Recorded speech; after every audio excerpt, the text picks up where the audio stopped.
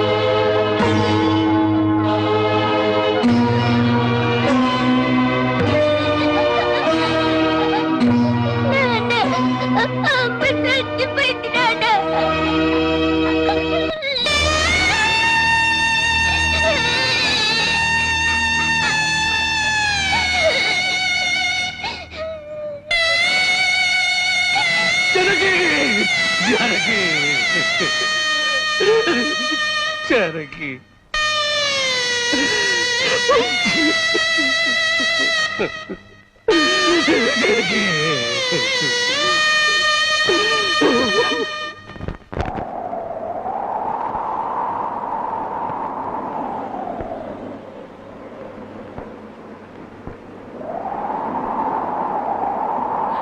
నా కంటి వెలుగు దూరం అయిపోయింది. నా కష్టాల్లో, సుఖాల్లో, బాధల్లో, బాధ్యతల్లో నాకు తోడుగా నిలబడి నన్ను మనిషిగా నిలబెట్టిన దేవత అందరంతా ఎత్తుకెదిగిపోయింది. అందుకోలేనంత దూరం చేరుకుంది. ఆమె చివరి మాటకు, చివరి చూపు కూడా నోచుకోలేని దురదృష్టవంతుడయ్యాను. ఇప్పుడు చెప్పు, గృహలక్ష్మిలా నా గడపలో అడుగుపెట్టిన నా ప్రాణ ఇల్లాల్ని నేను చంపుకుంటానా? నా జీవితంలో చీకటిని చంపి వెలుగును పంచిన నా ప్రాణదీపాన్ని నేనే అర్పేసుకుంటానా? మీ నాన్న కోట్ల ఆస్తి ఆశ చూపించినా, నా భర్తే నా దైవం, నా భర్తే నా ప్రాణమును నన్నే అంటి పెట్టుకుని నేను పోసే గంజినీళ్లే పంచపక్ష ప్రమాణాలుగా భావించిన మీ అక్కను నేను చంపుకుంటానా? మరి మా నాన్న అలా చెప్పాడే. మీ నాన్న పశువు పారాయణతో కూతుర్ని అత్తవారింటికి పంపించాల్సిన మీ నాన్న వాడి మీద పడుకోబెట్టిన కూతురి శవాన్ని చూడడానికి కూడా రాలేదు. పట్టుదల పంతాలతో కూతుర్ని సాధించాలనుకున్నాడే గాని కట్టుకున్న వాడి చేత కురవి పెట్టించుకుని తన ప్రేమను నిరూపించుకున్న సగటు ఇల్లాలి పౌరుషాన్ని మర్చిపోయిన దుర్మార్గుడి మీ నాన్న. అటువంటి వాడి మొహం ఒక్కసారి చూస్తే పంచమహాపాతకాలు చుట్టుకుంటాయి. నువ్వెందుకు వచ్చావు? క్షమించు బాబు, నా కూతురు నీతో కాపురం చేస్తూ ఆత్మహత్య చేసుకోవాలని ప్రయత్నించనని తెలుసుకున్నాను. అందుకే దాని చావుకు కారణం నువ్వేనని అనుమానించారు, ద్వేషించారు. కానీ నువ్వు చెప్పే వరకు నిజం నాకు తెలియదు బాబు. తెలియకుండా నేను అనుమానించినందుకు నన్ను క్షమించు బాబు. మరి నా బిడ్డ చావుకు కారణం ఇంకెవరా? పావుకు పాలు పోసి పెంచినట్టు పెంచావే నీ మేనలుడు. వాడే మా బ్రతుకుల్లో విషం కెక్కడని నా అనుమానం. నా మేనలుడా? అవును. వాడిని జైలుకు పంపావని నా మీద, వాడికి దక్కలేదని నీ కూతురు జనకి మీద కచ్చికట్టి ఉంటాడు. అందుకే వెతుకుతున్నాను. నా అనుమానమే నిజమై వాడే నా తల్లిని చంపింది నాన్నని నా కూతురు వెలితో చూపించిన క్షణాన వాడు బ్రతకడు. వాడిని ముక్కలు ముక్కలుగా చేసి నా జనకి సమాధి మీద చల్లుతాను. బాబు, ఇంకా ఎందుకు ఈ పగలు ప్రతీకారాలు? ఇప్పటికే పసిపిల్ల తల్లి వేడిదయింది. నువ్వు కూడా జైలుకెళ్ళి తిరిగి దూరం అయిపోతావా? క్షమించండి. ఈ ఆవేశమే నన్ను ఇప్పటిదాకా బ్రతికించింది. ఈ ప్రతీకారమే నన్ను నడిపిస్తోంది. నా జానకిని బలిగున్న దుర్మార్గుడు చావు కల్లారా చూసేదాకా ఈ నడక ఆగదు. ఏమిట్లా నువ్వు చెప్పేది? మామాలుడు ఇద్దరు ఒకటైపోయారన్నమాట. ఇప్పటికే ఆలస్యం అయిపోయింది. రేపు మన ఊళ్ళో జరగబోయే జాతరలో ఆ రాంబాబు గారు నా కోసం తప్పకుండా వెతుకుతాడు. అక్కడ జాతరలోని అమ్మోరికి బలిచ్చేది మేకల్ని, పోతుల్ని కాదు, ఆ రాంబాబు గాడిని, వాడి కూతుర్ని.